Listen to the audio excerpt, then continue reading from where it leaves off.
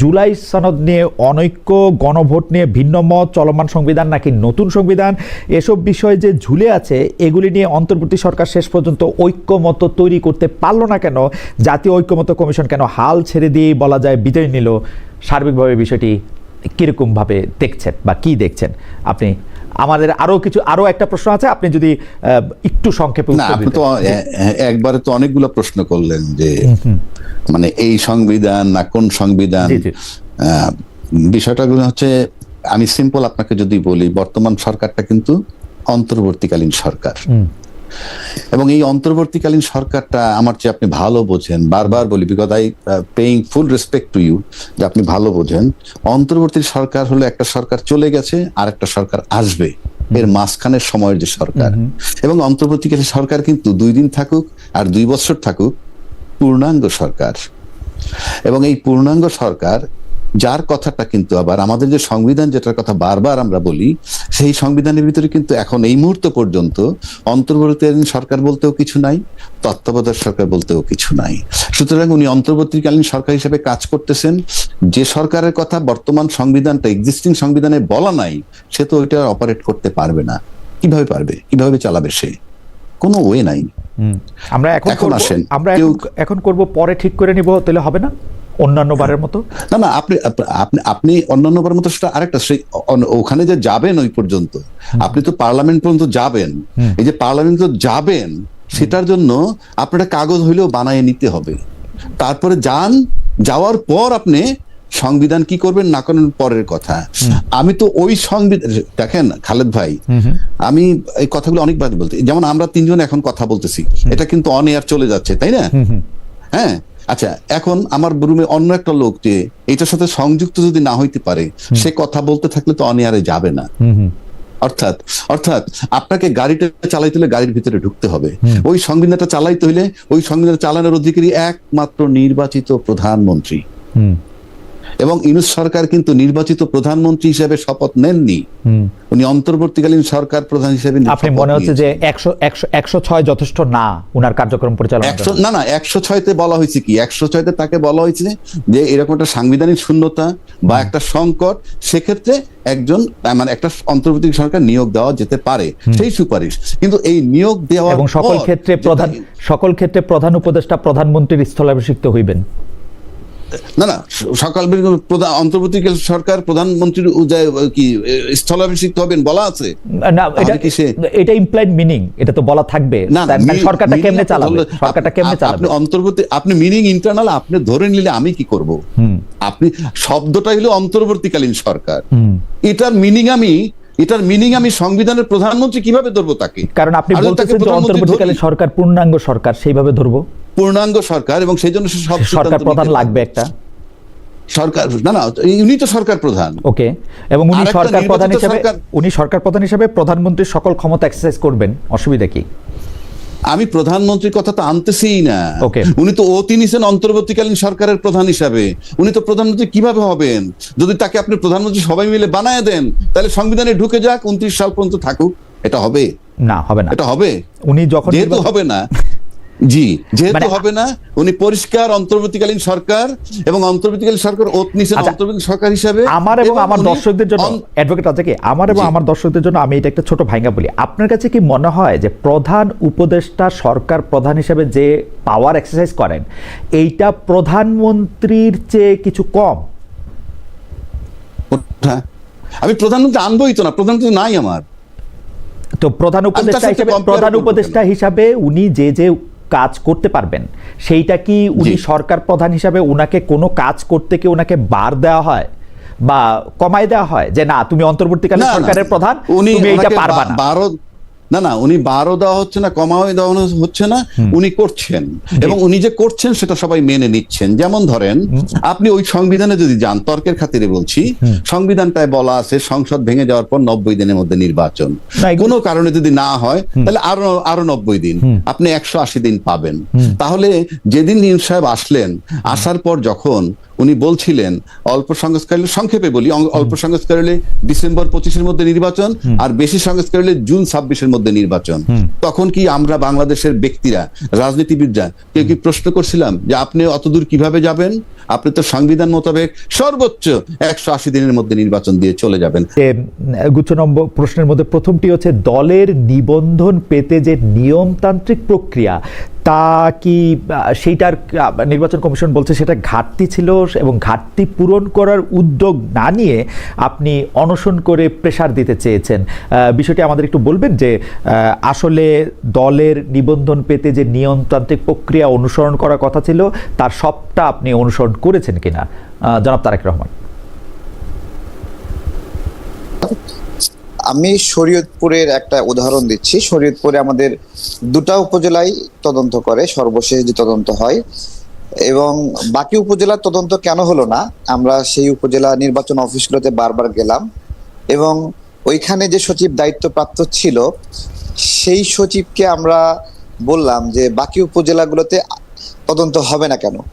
উনি বারবার বলছিলেন যে হেড অফিস থেকে, মানে নির্বাচন ভবন থেকে যদি চিঠি না আসে তাহলে আমরা কি করব। তো আমরা পরবর্তীতে ঠিকই দেখলাম যে ওই সকল উপজেলাগুলোতে না দেখানো হয়েছে। তো আমরা ওই অফিসগুলোর ছবি এবং এরকম ভাবে আরো অনেকগুলো ক্ষেত্র রয়েছে, যেমন পাবনা রয়েছে, রংপুরে রয়েছে। রংপুরে আমাদের সমস্ত উপজেলাতে তারা একবার নেগেটিভ না সূচক রিপোর্ট দেখিয়েছে, তারপরে দিনাজপুরে সবগুলোতে না সূচক দেখিয়েছে, পাবনাতে সবগুলোতে না সূচক দিয়েছে। যেগুলোর ছবি আছে, যেগুলোতে তারা গিয়েছিল, এখানে কয়েকটা ক্যাটাগরি আছে যে আপনাকে যে না লিখবেন।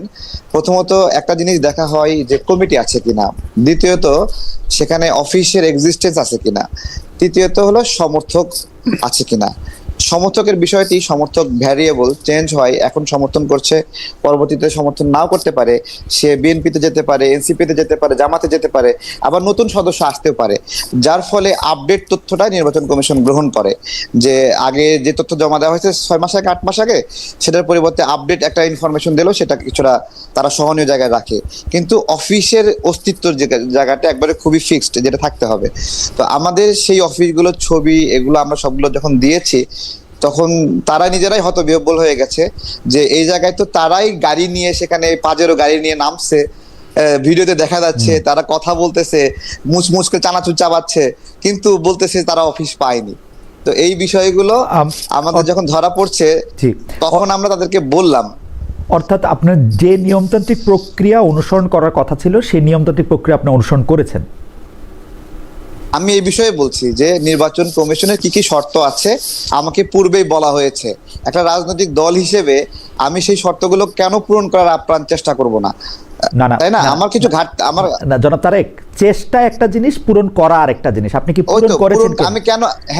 আমি কেন পূরণ করব না? আমার বিভিন্ন ক্ষেত্রে পার্থক্য হতে পারে। যেমন আমার রাজশাহী জেলায় যে দায়িত্বশীল আছে, সে আমাদের এখানে পার্টি অফিস যেটা নিয়েছে, সেই পার্টি অফিসে সে বসে থাকে সব সময়, কিন্তু সে একটা ফটোকপি মেশিন নিয়ে মানুষকে সার্ভিস দেয়, ফটোকপি করে দেয়। তো এইখানে একটা ভুল ধরেছে তারা, ঠিক আছে, যে এটা একটা সমস্যা হয়েছে। না, নির্বাচন কমিশনের ব্যাপারটা, জনাব তারেক, নির্বাচন কমিশনের ব্যাপারটা আলাদা থাক। আপনি আমাদের বলেন যে আপনি নিয়মতান্ত্রিক প্রক্রিয়া মানে সম্পন্ন করতে পেরেছেন কিনা। আমাদের সব মিলে 43টি জেলায় কমিটি রয়েছে, 34টি জেলায় অফিস রয়েছে। নির্বাচন কমিশনের লাগবে হলো 22টি। তারা 22টি তদন্ত করে আমাদের 20টি সঠিক পেয়েছে এবং 2টি সঠিক পায়নি তাদের চিঠি অনুযায়ী। আমার কথা হলো, আমার তো 34টি জেলায় অফিস রয়েছে, তারা আরো অন্য অপশন গুলো গ্রহণ করলো না কেন? ওকে, আমি যদি আপনার কথা বুঝতে পারি যে আপনি নির্বাচন নিয়মতান্ত্রিক যে প্রক্রিয়া, মানে নিবন্ধন পাওয়ার, সেটা আপনি অনুসরণ করেছেন, তাই তো? জি জি জি। আচ্ছা, এইটা আমরা একটু মনে রাখি যে আপনি নির্বাচন কমিশনে নিবন্ধিত হওয়ার যে প্রক্রিয়া ছিল, সেই প্রক্রিয়ার নিয়মতান্ত্রিক প্রক্রিয়া আপনি অনুসরণ করেছেন।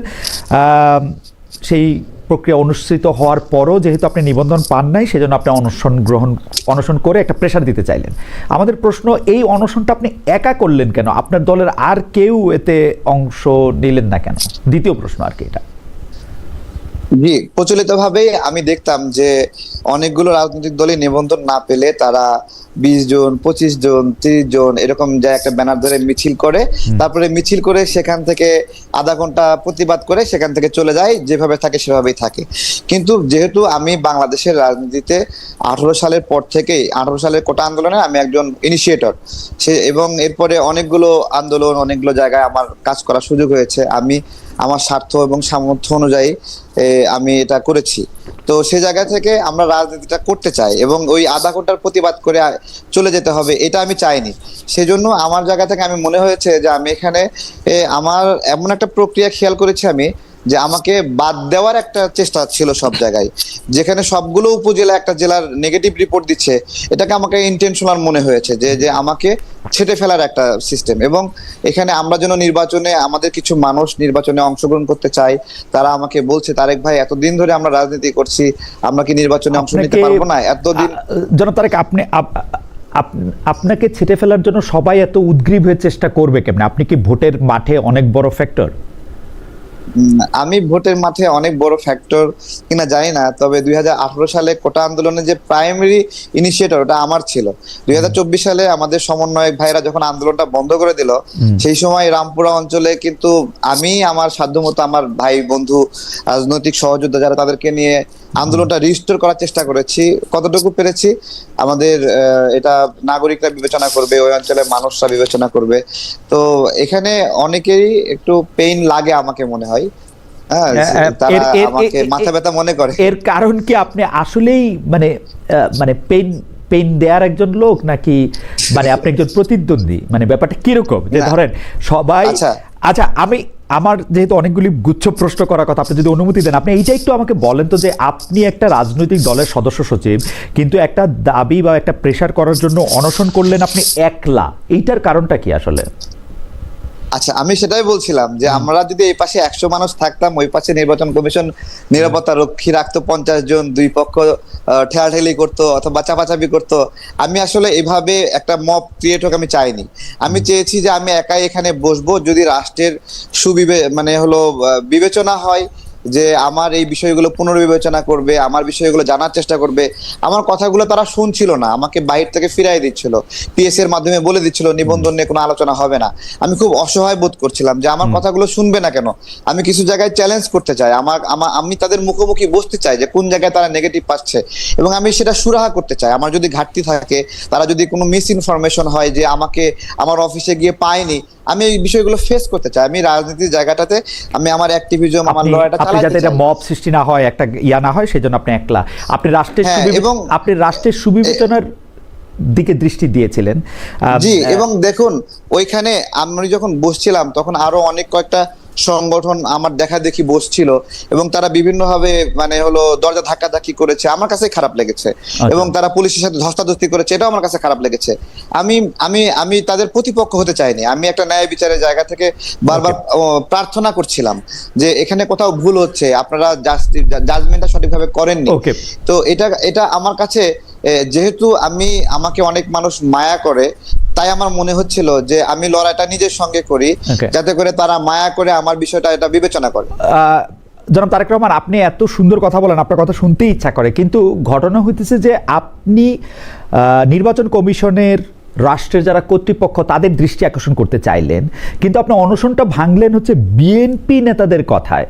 বিএনপি নেতারা আপনার কি আশ্বাস দিল? বিএনপি কি আশ্বাস দেওয়ার ক্ষেত্রে, মানে তারা তো ক্ষমতায় নাই, মানে বিএনপি নেতা জনাব সালাউদ্দিন আহমেদের কথায় আপনি অনশন কেন ভঙ্গ করলেন? মানে তারা কি আপনাকে আশ্বাস দিল যে ঠিক আছে আপনি অনশন করছেন, আমরা ক্ষমতায় আসলে আপনাকে কোনো কিছু একটা ব্যবস্থা করব, ওরকম কিছু? খুব ভালো বলেছেন। দেখুন, বিএনপি যে সকল নেতৃবৃন্দকে নির্বাচনের জন্য বিভিন্ন আসন ফাঁকা রেখেছে, আমি মনে হয় তাদের আপনার হলো চেক লিস্টের মধ্যে নাই, ঠিক আছে? সুতরাং তাদের কাছ থেকে অনেক বেশি ফেভার চাওয়ার বিষয়ে আমি বারবার বলে আসছিলাম, আমরা একটা মার্কা চাই, যে মার্কা নিয়ে নিজেরা নির্বাচন করতে চাই, আমাদের বন্ধুরা করতে চাই। এবং বিএনপির যে বিষয়টা এনেছেন যে বিএনপি এখানে করে দিবে কিনা, প্রথমত আমি আপনার হলো এখানে খুব করে চেয়েছিলাম যে কোনো রাজনৈতিক দল এসে চাপ সৃষ্টি করে আমার নিবন্ধনটা নিয়ে দেখে, এটা আমি চাইনি। ঠিক আছে, এবং ইলেকশন কমিশন থেকেই বারবার একটা কথা বলেছিল যে আমাদেরও ভুল হতে পারে, আমাদের অফিসাররাও ভুল করতে পারে, তারেক চাইলে আপিল করতে পারে। ঠিক আছে, এই বিষয়টি আমাকে সালাউদ্দিন ভাই প্রথমে এসেই বলে, তোমাকে তো আপিল করার সুযোগ দিয়েছে, তুমি আর কত নিজের কষ্ট দিবা। ঠিক আছে, আর হলো আমি আসলে হতবিহ্বল হয়ে গিয়েছিলাম, সালাউদ্দিন ভাই আসছে, তো আমি তো ওনাকে অনেক রেসপেক্ট করি, তারপরে রাজনৈতিক কারণে অনেক বিষয়ে আলোচনা পরামর্শ ভাইয়ের সাথে হয় বড় ভাইয়ের মতো। উনি আসছে, ওনার আশেপাশে যে শক্তিমান মানুষগুলো আছে তারা মুহূর্তের মধ্যে আমাকে উঠে অ্যাম্বুলেন্সে পুরাই দিল, আমি বুঝে ওঠার আগেই। ওকে, ঠিক আছে, মানে তো এইটাও প্রায় বোঝাই গেল। জনাব তারেক রহমান, আপনাকে ধন্যবাদ। আমি আপনার কাছে আবার আসব এবং আমি একটু অ্যাডভোকেট রাজ্জাকের কাছে জানতে চাইবো যে অ্যাডভোকেট রাজ্জাকে, আমি দুই একটা জিনিসের মানে মূল প্রশ্নে যাওয়ার আগে আমি এই বিষয়ের দুই একটা জিনিসের জন্য আপনার সাহায্য চাই। একটা কথা হচ্ছে যে আপনি কি মনে করেন জনাব তারেক রহমান নিবন্ধন পাওয়ার জন্য যে শর্তগুলি ছিল সেই শর্তগুলি পূরণ করেছেন, তারপরও তাকে নির্বাচন করতে দেওয়া হয় নাই, বা সরি নিবন্ধন পাইতে দেওয়া হয় নাই, মানে আপনি এটাকে কিভাবে দেখছেন? ধন্যবাদ খালেদ ভাই আপনাকে এবং তারেক, আপনাদের দুইজনের সাথেই আমার এই দেখা হইলো মুখোমুখি পর্দায়। তো যাই হোক, আপনার দর্শক শ্রোতা সবাইকে শুভেচ্ছা।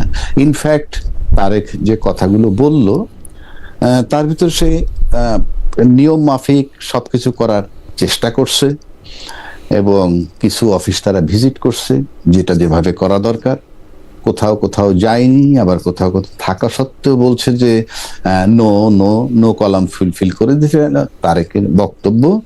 এবং তারেকের বক্তব্যে একটা জিনিস একেবারে পরিষ্কার যে সে দৃঢ়চিত্তে কিন্তু বলতে পারেনি যে I have fulfilled all the requirement, মানে একেবারে 100% বলতে যা বোঝায় সেখানে সে বলছে যে হয়তো হয় নাই। আর টোটাল বিষয়টাই in between the demand of the election commission এবং তার নিজস্ব প্রস্তুতি দুয়ে মিলে। এখন নির্বাচন কমিশনের শর্ত সে পূরণ করবে, আর যদি এমন বিধান আছে না নর্মাল কোর্সে যেটা হয়, কারণ আমি তারেকের এই বিষয়টা বেশ অনেকদিন ধরেই শুনতেছি তার এই নিবন্ধন সংক্রান্ত, সেক্ষেত্রে যদি ধরেন কিছু ফুলফিল না করে থাকে তাহলে তাকে টাইম টু টাইম বলা উচিত ছিল যে তোমার এই রিকোয়ারমেন্টটা ফুলফিল হয় নাই, তো তুমি এটা করো, তারপরে সেগুলা বলা উচিত ছিল বা বলে সাধারণত।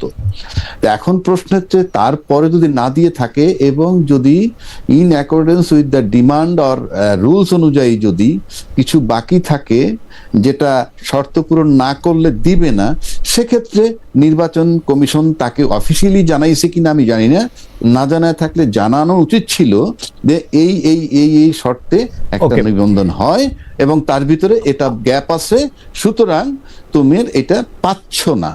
যদি না পেয়ে থাকে তখন ওই ডিমান্ড, তখন সে যেহেতু অনশনের পথ বেছে নিছে, তার সাথে একটা তার বিনয় প্রকাশ পাইছে যে হ্যাঁ, যে তার রাজনীতি করতে একটা ইচ্ছুক, প্লাস সে একটা রাজনৈতিক দল হইতে ইচ্ছুক, কোন দলের সাথে সম্পৃক্ত হইতে ইচ্ছুক না, সেক্ষেত্রে সে একটা বিনয়ের একটা মানে বিনয় তৈরি করে পেতে চেয়েছে। সে অনেকটা অ্যাডভোকেট রাজ্জাকি, আপনি তো আমি আপনাকে শুনি, আপনি তো রাজনৈতিক বিশ্লেষকও বটে, আপনার কাছে কি এরকম মনে হয় যেহেতু জনাব তারেক ক্রমাগতভাবে এনসিপির বিভিন্ন দুর্বলতা, সেটি উনার কাছে প্রমাণ আছে কি প্রমাণ নাই সেটি আমি জানি না, বলে থাকেন, সরকারের সাংঘাতিক সমালোচনা করে থাকেন, জামায়াতে ইসলামের এগেনস্টে একটা অবস্থান নিয়ে থাকেন, সেই জন্য কি উনার নিবন্ধনটা ঝুলে গেল? কারণ উনি যেটা তুলনা দেন যে উমুক উমুক পার্টি আসলে উনার চেয়েও কম অফিস নিয়ে কম ইয়ে করে নিবন্ধন পাইলো, আপনার কাছে কি এরকম মনে হয় যে উনি কি আসলে এনসিপির বিরুদ্ধে ওনার একটা অবস্থান,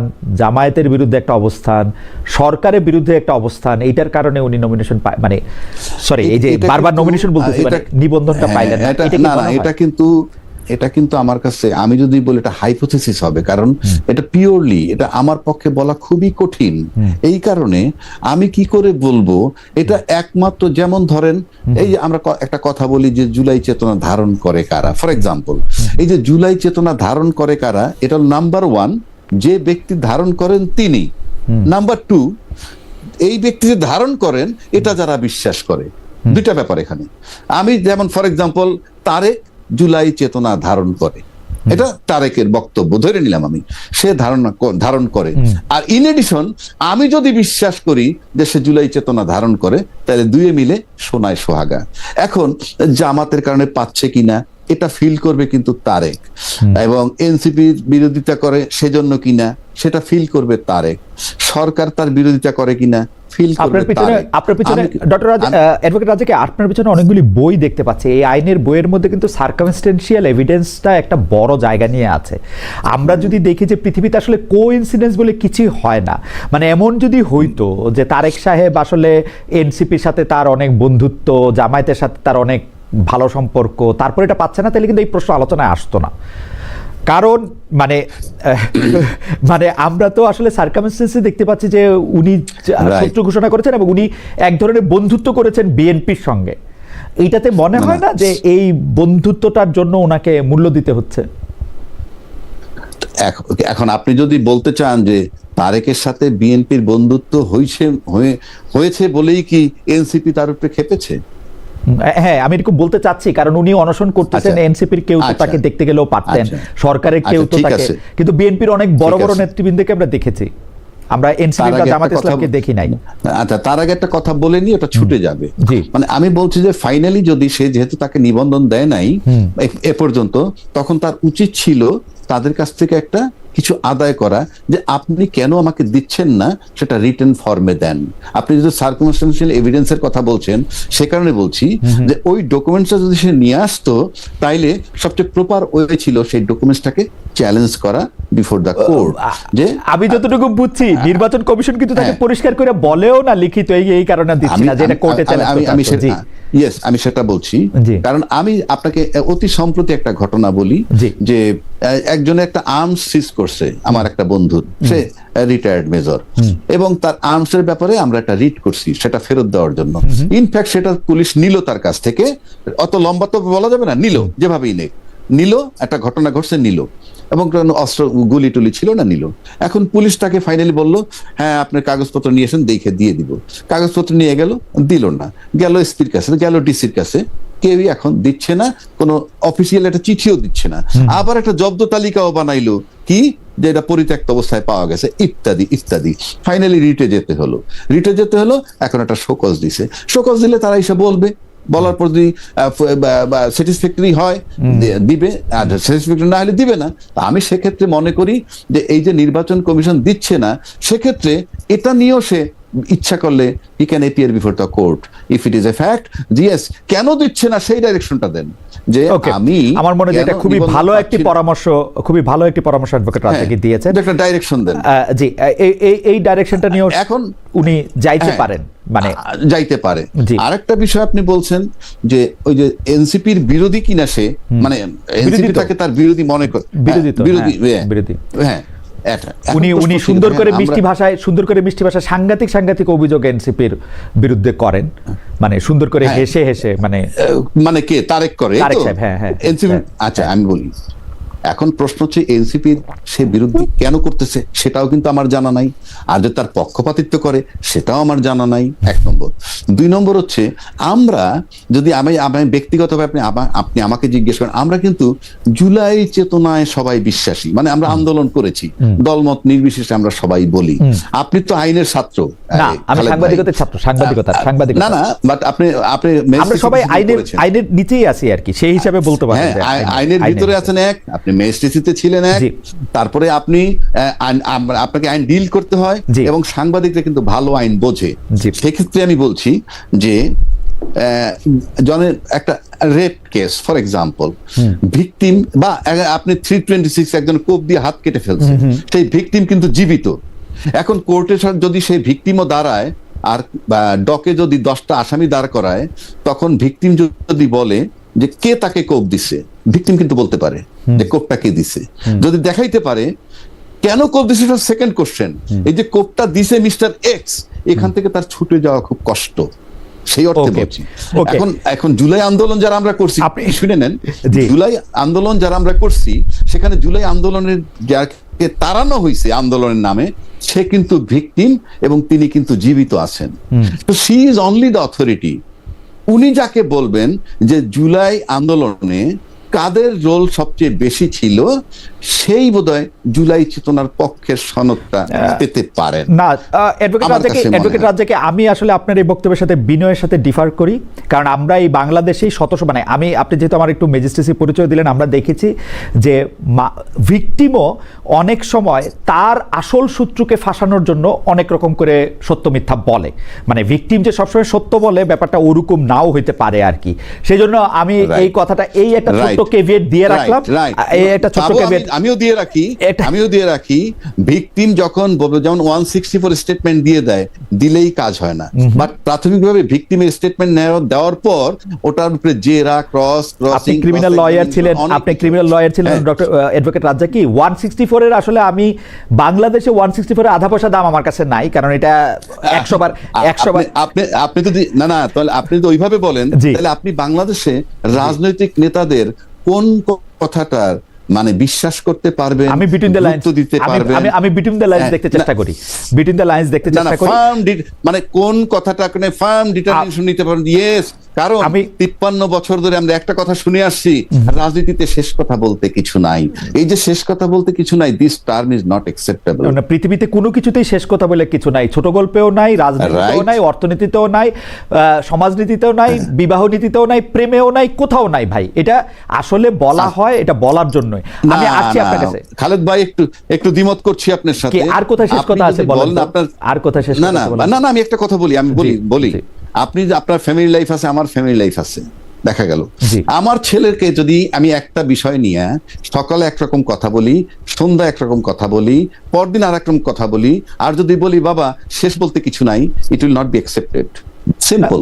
সুতরাং আপনি ওইভাবে চর্চা করলে আমি আবার আইনের কাছে যাই।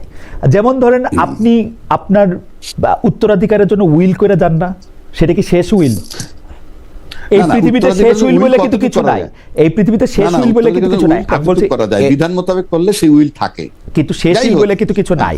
যাই হোক, হাওয়েভার শেষ উইল বলে কিছু নাই, আমার কাছে শেষ কথা বলেও কিছু নাই সব ক্ষেত্রে। কিন্তু জনাব তারেক, আমি আপনার কাছে আসতে চাই যে জনাব রাজ্জাকি আপনাকে আসলে একটা পথ দেখাইছেন যে আপনাকে আসলে ঠিক কাগজেরও দরকার নাই, কেন তারা কাগজ দিচ্ছেন না সেটাও আপনি চ্যালেঞ্জ করতে পারেন, কিন্তু সেটা অন্য কথা। কিন্তু আমরা কিন্তু আপনাকে দেখি জনাব তারেক রহমান, আপনি খুবই মানে আমি জানি না আপনার কাছে কতটুকু মানে ফ্যাক্ট থাকে, আপনি ফ্যাক্টে বেস করে কিনা আপনি বলতেছেন, কিন্তু আপনার বলার কথা এরকম বলছেন যে সবাই মিলে হয়তো আপনাকে চাচ্ছে, যে আপনাকে পেইন মনে করতেছে।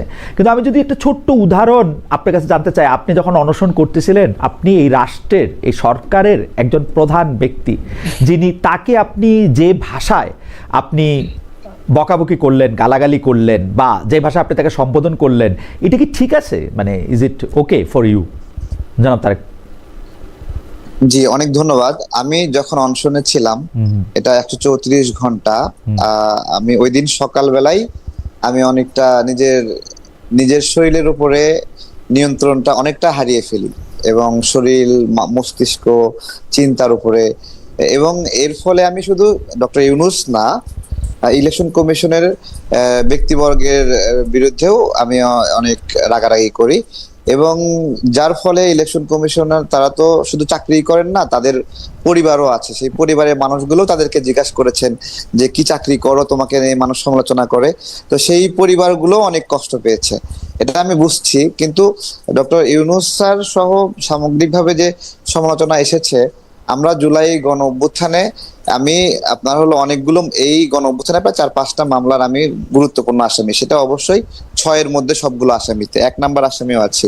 কিন্তু এই গণ অভ্যুত্থানে কারাবন্দীদের নিয়ে সরকার একটা প্রোগ্রাম করে, এবং দেখেন আমাকে এতটুকু অপছন্দ করে যে আমাকে সেই কারাবন্দীদের প্রোগ্রামে মিনিমাম দাওয়াতটুকু দেওয়া হয়নি, বা যাওয়ার সুযোগটুকু দেওয়া হয়নি।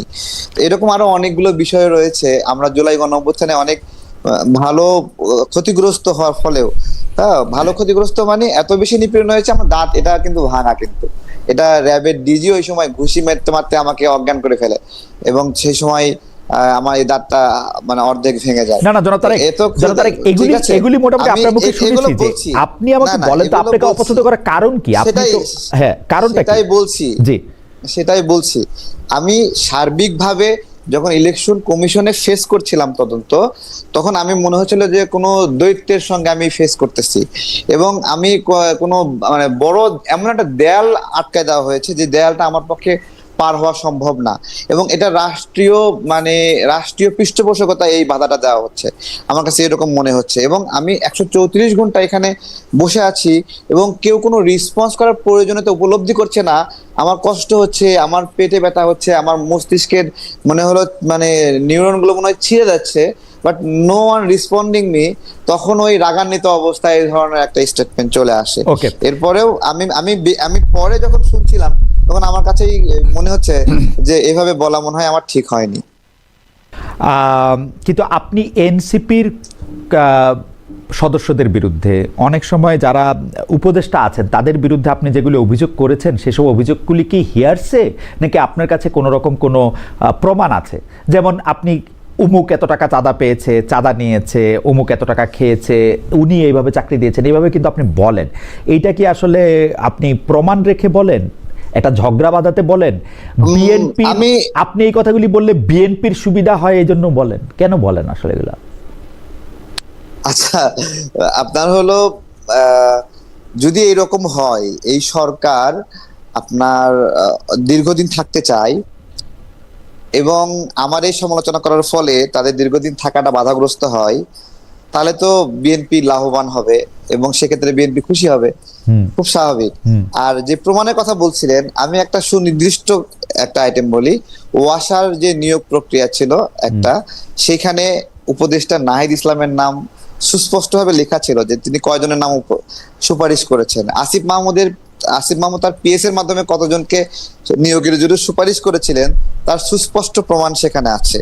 শুধু তাই না, আমি আরো কিছু সুনির্দিষ্ট বলছি।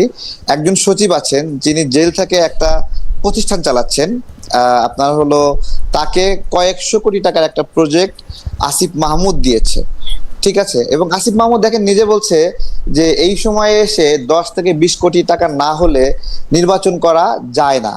তাহলে সে এখন বলছে ঢাকা 10-এ নির্বাচন করবে। আমার প্রশ্ন হলো, তাহলে কি তার 10-20 কোটি টাকা সংগ্রহ হয়ে গেছে? এইভাবে তো অঙ্ক মিলে না। প্রথম কথা আমি বলি, ওয়াসার নিয়োগ নিয়ে আপনি যে কথা বলেছেন যে একজন উপদেষ্টা বা একটা রাজনৈতিক দলের নেতা হিসাবেও যদি আমি চিন্তা করি বা একটা আন্দোলনের নেতা হিসাবে, উনারা কি মাস্টার রোলে 10 জন 20 জন 100 জন লোকের নিয়োগের কথা সুপারিশ করতে পারবেন না? উনারা তো ওয়াসায় যে নিয়োগের কথা বলা হচ্ছে সেগুলি মাস্টার রোল, স্থায়ী চাকরি না, সেই কথাই বারবার বলা, মানে সবচেয়ে বড় দুর্নীতি হিসাবে। আপনারা অবশ্যই মাঝে মাঝে প্রেস ক্লাবে দেখেন যে আউটসোর্সিং এর মাধ্যমে নিয়োগ পাওয়া লোকগুলো চাকরি স্থায়ীকরণের জন্য আন্দোলন সংগ্রাম করে চাকরি স্থায়ী করে নেয়। এটা একটা স্বাভাবিক রাজনৈতিক নিয়োগ যেগুলোকে চাকরিতে স্থায়ী করা হয়। আমি শুধু ওই ওয়াসার বিষয়ে বা এগুলোর বিষয়ে না, আসিফ মাহমুদ একটা বক্তব্য দিয়েছিল, 78,000 মানুষকে তারা কর্মসংস্থান দিয়েছে, নিয়োগ দিয়েছে। আমার প্রশ্ন হলো যে বিসিএস এর মাধ্যমে বা বিভিন্ন মাধ্যমে যে নিয়োগগুলো হয়, এই গণঅভ্যুত্থানের পরে খুব কমই ফেয়ারলি সেই রিক্রুটমেন্ট গুলো চালু ছিল। তাহলে 78,000 রিক্রুটমেন্ট উনি 3 মাস নিয়োগে, এই সরকার গঠনের প্রায় 3 থেকে 4 মাসের মধ্যে উনি বলেছিলেন যে এইরকম ভাবে এই 78,000 নিয়োগ দিয়েছেন। আমার প্রশ্ন, সেটা কোন রিক্রুটমেন্টের মাধ্যমে দিয়েছেন এবং সেই জায়গায় বাংলাদেশের নাগরিকরা তাদের ফেয়ার প্রতিযোগিতার মাধ্যমে নিয়োগের অধিকার পেয়েছিল কিনা? ওকে, তবে আমার কাছে মনে হয় জনাব তারেক রহমান, আমরা যদি একজন রাজনীতিবিদ যখন আরেকটা রাজনীতিবিদের বিরুদ্ধে কোনো অভিযোগ করে, নিশ্চয়ই এইটার মধ্যে তার কাছে একটা ফেয়ার, মানে শুধু অনুমান না, তাকে দেখতে না পারা না, মানে তার কাছে একটা প্রমাণপত্র থাকবে। আমরা আগের রাজনীতি তো আর দেখতে চাই না আপনাদের মধ্যে, সেটাও আপনার আছেই। আমি বলছি দেখেন, কিছু তো দুর্বৃত্তায়ন আছেই। আপনার হলো সেটার আসিফ মাহমুদ তার পিএস কে যখন দুদকে তলব করলো, তাই আইডি কার্ড লক করলো, ঠিক আছে? তো এগুলো সব তো বায়বীয় না, তাই না? এগুলো সবগুলো যদি বায়বীয় বলে দেন তাহলে দুর্নীতির বিরুদ্ধে আর কেউ কথাই বলবে না। ঠিক আছে, আমি একটু অ্যাডভোকেট রাজাকে আপনার কাছে, এটা কি এক্স্যাক্টলি আপনার হলো একটা লোক ক্ষমতায় আছে, দায়িত্ব পালন করছে, এক্স্যাক্টলি তার বিরুদ্ধে আপনি অকাট্য দলিল, আপনি আপনার হলো পেন টু পেপারস আপনি পাবেন না, ঠিক আছে? অনেক কিছু না পাইলে আমি বলবো না কিছু। না পাইলে আমি হ্যাঁ, এরকম করে তাকে দুর্নীতিগ্রস্ত কিন্তু- বলবো না আর কি। না না না না, কিন্তু যে জিনিসগুলো, যে ছোট ছোট পয়েন্টস গুলো বের হয়ে আসছে, আপনি সেই পয়েন্টস গুলো নিয়ে আলোচনা করবেন নাকি মানে কাঁথা দিয়ে ঢেকে রাখবেন? না, সেটা তো যেমন একটা আমি decision একটা নিতে হবে। অনুষ্ঠানে আমি শুনতেছিলাম যে আপনি বলতেছিলেন যে উমুক যে এত কোটি টাকা খায় দুবাইতে টাকা পাচার করছে সেটা আমি জানি, কিন্তু আপনি আসলে কি জানেন সেটাও যদি আমাদেরকে একটু বলতেন, দুবাইতে বা অন্য কোনো মানে দেশে, right? না না, আমি আপনাকে বলছি, আমি কোন উপদেষ্টা দুবাইয়ে টাকা পাচার করেছে এই ধরনের বক্তব্য দিইনি, এটা তো অন্য কেউ দিয়েছে। বেসিক্যালি আরাফ খান অ্যারেস্ট হয়েছে, সেই বিষয়ে একটা নিউজ হয়েছে যে আরাফ খানকে কোন একটা উপদেষ্টা টাকা পাঠিয়েছে বা টাকা পাচার করেছে সেটা, কিন্তু এই স্টেটমেন্টটা আমি দেইনি, আমি নিউজে দেখেছি, এখনো দেই নাই। ঠিক আছে, তবে আসিফ মাহমুদ এই গণ অভ্যুত্থানের পর পর দুবাইয়ে যান এবং দুবাইয়ে গিয়ে ওখানে আওয়ামী পন্থী অনেকগুলো নেতার সঙ্গে সেখানে বসেন, তাদের সাথে মিটিং করেন, তাদের কাছ থেকে স্বর্ণেচের উপহার নেন এবং সেই এই শুভেচ্ছা ফুল নেওয়া দেওয়া এগুলোর ছবি আছে, এগুলো সামাজিক যোগাযোগ মাধ্যমে অলরেডি ভাইরাল হয়েছে। জুলাই সনদ নিয়ে অনৈক্য, গণভোট নিয়ে ভিন্ন মত, চলমান সংবিধান নাকি নতুন সংবিধান, এসব বিষয় যে ঝুলে আছে এগুলি নিয়ে অন্তর্বর্তী সরকার শেষ পর্যন্ত ঐক্যমত তৈরি করতে পারলো না কেন?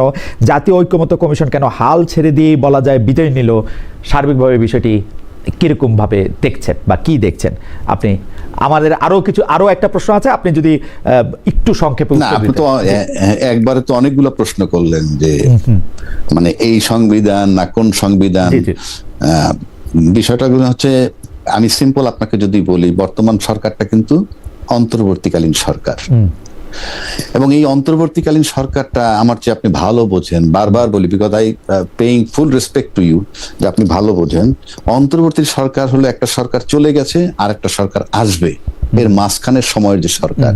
এবং অন্তর্বর্তীকালীন সরকার কিন্তু 2 দিন থাকুক আর 2 বছর থাকুক, পূর্ণাঙ্গ সরকার।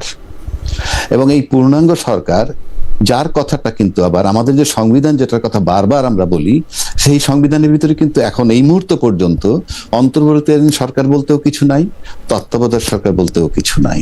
সুতরাং উনি অন্তর্বর্তীকালীন সরকার হিসেবে কাজ করতেছেন। যে সরকারের কথা বর্তমান সংবিধানটা, এক্সিস্টিং সংবিধানে বলা নাই, সে তো ওইটা অপারেট করতে পারবে না। কিভাবে পারবে? কিভাবে চালাবে সে? কোনো ওয়ে নাই। আমরা এখন করব, পরে ঠিক করে নিব, তাহলে হবে না অন্যান্য বারের মতো? না না, আপনি অন্যান্যবার মতো সেটা আরেকটা, ওখানে যে যাবেন ওই পর্যন্ত, আপনি তো পার্লামেন্ট পর্যন্ত যাবেন, এই যে পার্লামেন্ট যাবেন সেটার জন্য আপনার কাগজ হইলেও বানায় নিতে হবে। তারপরে যাওয়ার পর আপনি সংবিধান কি করবেন না করেন পরের কথা। আমি তো ওই সংবিধান, দেখেন খালেদ ভাই, আমি এই কথাগুলো অনেকবার বলতে, যেমন আমরা 3 জন এখন কথা বলতেছি, এটা কিন্তু অন এয়ার চলে যাচ্ছে, তাই না? হ্যাঁ, আচ্ছা, এখন আমার রুমে অন্য একটা লোক যে এটার সাথে সংযুক্ত যদি না হইতে পারে, সে কথা বলতে থাকলে তো অন এয়ারে যাবে না। অর্থাৎ আপনাকে গাড়িটা চালাইতে হলে গাড়ির ভিতরে ঢুকতে হবে। ওই সংবিধানটা চালাইতে হলে ওই সংবিধান চালানোর অধিকারী একমাত্র নির্বাচিত প্রধানমন্ত্রী। এবং ইউনূস সরকার কিন্তু নির্বাচিত প্রধানমন্ত্রী হিসেবে শপথ নেননি, উনি অন্তর্বর্তীকালীন সরকার প্রধান হিসেবে। আপনি মনে হচ্ছে যে 106 যথেষ্ট না উনার কার্যক্রম পরিচালনা? না না, 106-তে বলা হয়েছে কি, 106-তে তাকে বলা হয়েছে যে এরকম একটা সাংবিধানিক শূন্যতা বা একটা সংকট, সেক্ষেত্রে একজন মানে একটা অন্তর্বর্তী সরকার নিয়োগ দেওয়া যেতে পারে, সেই সুপারিশ। কিন্তু এই নিয়োগ দেওয়া এবং সকল ক্ষেত্রে প্রধান উপদেষ্টা প্রধানমন্ত্রীর স্থলাভিষিক্ত হইবেন। না না, অন্তর্বর্তীকালীন সরকার প্রধানমন্ত্রীর কি স্থলাভিষিক্ত হবেন বলা আছে? না, এটা ইমপ্লাইড মিনিং, এটা তো বলা থাকবে। সরকারটা কেমনে চালাবে? আপনি মিনিং ইন্টারনাল আপনি ধরে নিলে আমি কি করব? আপনি শব্দটা হলো অন্তর্বর্তীকালীন সরকার, এটার মিনিং আমি সংবিধানের প্রধানমন্ত্রী কিভাবে ধরবো তাকে? কারণ আপনি বলতেছেন যে অন্তর্বর্তীকালীন সরকার পূর্ণাঙ্গ সরকার, সেইভাবে ধরবো পূর্ণাঙ্গ সরকার, এবং সেই জন্য সরকার প্রধান লাগবে একটা সরকার। না না, উনি তো সরকার প্রধান। ওকে, এবং উনি সরকার প্রধান হিসেবে প্রধানমন্ত্রীর সকল ক্ষমতা এক্সারসাইজ করবেন, অসুবিধা কি? আমি প্রধানমন্ত্রীর কথা তো আনতেছিই না। উনি তো নিছেন অন্তর্বর্তীকালীন সরকারের প্রধান হিসাবে।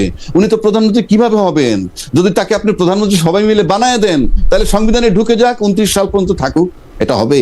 না, হবে না। এটা হবে?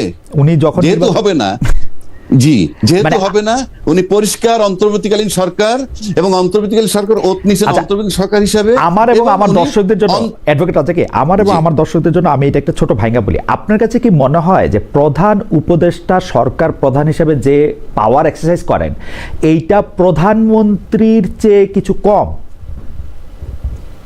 হ্যাঁ, আমি প্রধানমন্ত্রী আনবই তো না, প্রধানমন্ত্রী নাই আমার। তো প্রধান উপদেষ্টা সাথে হিসেবে, compare প্রধান করবো উপদেষ্টা হিসাবে উনি যে যে কাজ করতে পারবেন সেইটা কি উনি জি। সরকার প্রধান হিসাবে উনাকে কোনো কাজ করতে কি উনাকে বার দেওয়া হয় বা কমায় দেওয়া হয় যে না তুমি অন্তর্বর্তীকালীন না, না, সরকারের প্রধান, উনি তুমি এইটা ওনাকে পারবা না? উনি 12 দেওয়া হচ্ছে না, কমাও দেওয়া হচ্ছে না, উনি করছেন, এবং উনি যে করছেন সেটা সবাই মেনে নিচ্ছেন। যেমন ধরেন, আপনি ওই সংবিধানে যদি যান, তর্কের খাতিরে বলছি, সংবিধানটায় বলা আছে সংসদ ভেঙে যাওয়ার পর 90 দিনের মধ্যে নির্বাচন। না, এগুলো- কোনো কারণে যদি না হয় তাহলে আরো 90 দিন, আপনি 180 দিন পাবেন। তাহলে যেদিন ইউনূস সাহেব আসলেন, আসার পর যখন উনি বলছিলেন অল্প সংস্কার হলে, সংক্ষেপে বলি, অল্প সংস্কার হলে ডিসেম্বর 25-এর মধ্যে নির্বাচন, আর বেশি সংস্কার হলে জুন 26-এর মধ্যে নির্বাচন, তখন কি আমরা বাংলাদেশের ব্যক্তিরা, রাজনীতিবিদরা কেউ কি প্রশ্ন করছিলাম যে আপনি অতদূর কিভাবে যাবেন? আপনি তো সংবিধান মোতাবেক সর্বোচ্চ 180 দিনের মধ্যে নির্বাচন দিয়ে চলে যাবেন। আমরা কি কেউ ভয়েসটা রেজ করেছিলাম? না, কিন্তু আমার মনে পড়ে কিন্তু না। অ্যাডভোকেট আমার রাজা মনে কি- পড়ে না। আমার কাছে কি মনে হয় ফেব্রুয়ারি 2025-26-এ যখন আমরা নির্বাচন দিব, যখন একটা পার্লামেন্ট আসবে, সেই পার্লামেন্টের মধ্যে আমরা ভূতাপেক্ষ এইটাকে কার্যকর বলবো যে উনাকে এই কয়দিন এই জন্য থাকতে হয়েছিল, এই জন্য এটা সিদ্ধ, এবং এটা সংবিধানে কোনো সেটাকে অসুবিধা আমি দেখি না। আজ ঠিক আছে, আপনার তর্কের খাতিরে আপনারটাকে আমি আপনার জবাবটা দিচ্ছি। জি। আমরা তো এটা জুলাই সনদ করেছিলাম, তাই না? জুলাই সনদ, আরে সরি, জুলাই সনদ না, জুলাই ঘোষণাপত্র। রাইট। জুলাই ঘোষণাপত্র, আমি এটা বারবার বলে আসছি, এখনো বলছি আপনার সামনে, জুলাই ঘোষণাপত্র যেটা আমরা করলাম, সেটার ভিতরে তো এই সরকার আমরা একটা মেয়াদ দেই নাই। দেই নেই তো। আমরা তো দিতে পারতাম যে এই সরকারের মেয়াদ 8ই আগস্ট 2024 থেকে 30 জুন 2026 পর্যন্ত হবে, নাম্বার 1। নাম্বার 2, এর ভিতরে উনি একটা ইলেকশন কমিশন নিয়োগ দিবেন। নাম্বার 3, এর ভিতরে উনি একটা নির্বাচন করে চলে যাবেন। পারতাম তো, এখনো দেওয়া যায়, এখনো দেওয়া যায় জুলাই ঘোষণাপত্র সংশোধন হিসাবে। কেন দিচ্ছি না? না দেওয়াতে কি অসুবিধা হয়েছে? আপনার মেয়াদ দিত না, আপনি কিভাবে না নির্বাচন না, আপনি করতে- মেয়াদ নাই তো, কিভাবে? আপনি মেয়াদ নাই তো, আপনি মেয়াদ নাই তো বলতেছেন, কিন্তু এটা একটা বিশেষ অবস্থা, পরবর্তী সরকার না আসা পর্যন্ত এই সরকার প্রধানকে কন্টিনিউ করতে হবে। এটা তো হচ্ছে মানে আপনি যদি Yes, আপনি যদি সংবিধানটাকে ভাঙতে যদি থাকেন তাই হয়, পরমাণুর মতো, কিন্তু হ্যাঁ। কোথাও একটা গিয়ে তো আপনার থামতে হবে আসলে। সেটাই বলছি, জি। যদি তাই হয়, আমি তো এডমিট করতেছি, সেটা কি অন্তর্বর্তীকালীন সরকার যে সিদ্ধান্ত নিতেছেন, এগুলো সব অন্তর্বর্তীকালীন সংবিধান মোতাবেক, অর্থাৎ উনি ওই সংবিধানের বাইরে, উনি ওই সংবিধানে ঢুকতে পারছেন না, না, সেটা আপনি তো- ঢুকাইতে পারবেন না, ওনার নাম ওখানে নাই, না সেটা আপনি তো তাকে কিভাবে ঢুকাবেন? সুতরাং উনি এই যে ফেব্রুয়ারিতে নির্বাচন হচ্ছে, ওনার সিদ্ধান্ত অন্তর্বর্তীকালীন সরকারের অন্তর্বর্তীকালীন সংবিধান মোতাবেক, ওটা ওনার মাথা থেকে আসতেছে। আপনি এটারে বায়বীয় বলতে পারেন, অলিখিত বলতে পারেন, হোয়াট এভার ইট ইজ, সবাই যখন মেনে নিচ্ছে ওটাই সংবিধান। না, হ্যাঁ ঠিক ওটাই আছে। সংবিধান। না আমিও তো সেটাই বলতেছি, কিন্তু আপনি এটাতে কি সমস্যা দেখতেছেন? মানে আমি ঠিক বুঝতে পারছি না যে মানে আমরা কথাটা আমি সমস্যা দেখতেছি কোন জায়গায় সেটা বলি। জি, আমি সেটা বলেন। সমস্যা দেখতেছি, আর সবাই বলতেছে ওই সংবিধান মোতাবেক নির্বাচন হচ্ছে, ওই সংবিধান মোতাবেক হচ্ছে। যখনই আপনি ওই সংবিধানে যাবেন, তখনই তার নির্বাচনী সময় পার হয়ে গেছে, নাম্বার 1। নাম্বার 2, ওই সংবিধান মোতাবেক যদি প্রথম 90 দিনের মধ্যে নির্বাচন দেওয়ার কথা বলে থাকি, যে দেয় নাই, অথচ ওই যে ইলেকশন কমিশন যে তার নিয়োগই হয়েছে কিন্তু 21 নভেম্বর 2024-এ, অথচ তাদের ওই সংবিধান মোতাবেক নির্বাচন দেওয়ার কথা 90 ডেজের মধ্যে হইলে 8ই আগস্ট 2024 থেকে 7ই নভেম্বর 2024-এর মধ্যে নির্বাচন দেওয়ার কথা ছিল। না এই যে এই নির্বাচনটা সংবিধান মোতাবেক হইতেছে, এই কথাটা তো হচ্ছে 10টা কথার একটা কথা। আমি তো শুনতেছি এই নির্বাচনটা হইতেছে একটা জরুরি প্রয়োজনে, এই নির্বাচনটা হইতেছে জুলাই আগস্টের একটা অভ্যুত্থানের ফলে একটা অদ্ভুত অবস্থায়। এখানে শোনাশুনি ব্যাপার না, এটা রাষ্ট্র, কিন্তু হ্যাঁ, এটা রাষ্ট্র। রাষ্ট্র, এটা কোনো সমিতি না যে আমি চালাই নিলাম। হ্যাঁ। আপনি এটাকে এভাবে চালাই নিতে পারবেন না। এখন আপনি যদি গোজামিল দিয়ে নিয়ে যান, হ্যাঁ, তো এই যে নির্বাচন একটা যখন দেয়, শোনেন, একটা গণঅভ্যুত্থানে তো আপনার অনেক গোজামিল দিতে হইছে এমনিও। এই তো একটা গণঅভ্যুত্থানে তো আপনাকে গোজামিল দিতে হইছে। আমার তো গোজামিলের প্রবলেম নাই, আমার তো গোজামিলের প্রবলেম নাই। না, আপনি গোজামিলে প্রবলেম নাই মানে কি? তাইলে তো আপনি বলতে পারেন প্রথম যে এই আপনি আমাদের দেশে আরো অভ্যুত্থান হয়েছে, সামরিক অভ্যুত্থান হয়েছে, বেসামরিক অভ্যুত্থান হয়েছে, কিন্তু আমরা কি কোনো অভ্যুত্থানের পরে দেখছি এরকম যে বায়তুল মুকাররমের ক্ষতি পালায় যায়, যার পিছে না না, সেটা তো আরেকটা কথা হলো, সেটা তো আরেকটা কথা। না না না, কেন আপনি আমাদের দেশে যে অভ্যুত্থান হয়েছে সেই অভ্যুত্থানে কি হয়েছে আপনারা আমি মনে করাই দিই। আমাদের এই অভ্যুত্থানের পরে কে সরকার চালাবে এবং এই সরকার চালানোর পরে কি হবে সেই এক ব্যক্তির জন্য সংবিধান চেঞ্জ হয়েছে। বলেন কার? শাহাবুদ্দিন সাহেবের জন্য সংবিধান চেঞ্জ হয়েছে, উনি রাষ্ট্রপতি থেকে আবার প্রধান বিচারপতিতে গেছেন। আচ্ছা, সেখানে আসছি আমি। শাহাবুদ্দিন সাহেবের শুধু একটা মাত্র পার্ট ছিল যে উনি আবার পূর্বের পদে ফেরত যাবেন, এইটুকু অসাংবিধানিক। বাট তাকে যে ভাইস প্রেসিডেন্ট নিয়োগ দিছে, তার কাছে ক্ষমতা হস্তান্তর করছে, সব সাংবিধানিক। না না, সব সাংবিধানিক, সব সাংবিধানিক। শুধু তাকে ফেরত যাওয়াটা, শুনেন, ফেরত যাওয়াটা কেন? ফেরত যাওয়াটার সাথে আমার রাষ্ট্রের কোনো হ্যাম্পার হয় না, 3 দলীয় রূপরেখা, সমস্ত রাজনীতির একত্রে আচ্ছা ঠিক আছে ওনাকে ফেরত দেওয়া যাবে।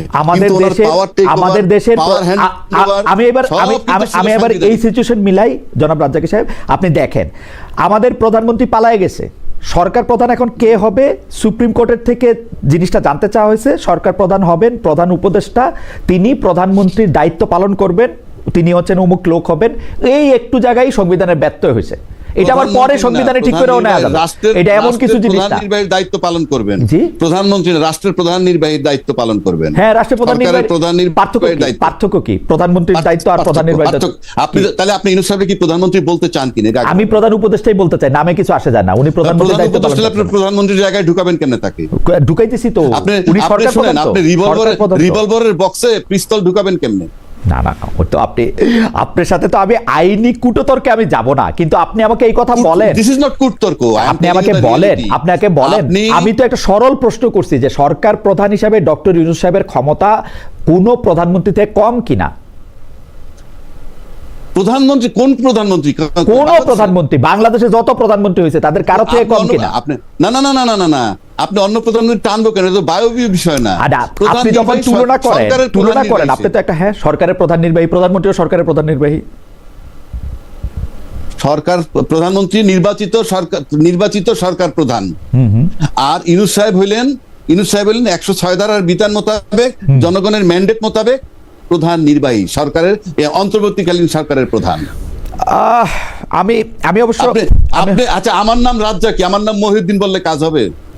না না, সেইটা তো নামের ক্ষেত্রে ঠিকই আছে, মানুষের ক্ষেত্রে ঠিকই আছে, কিন্তু সরকার আপনি একজনকে বলবেন সে হচ্ছে প্রধান নির্বাহী।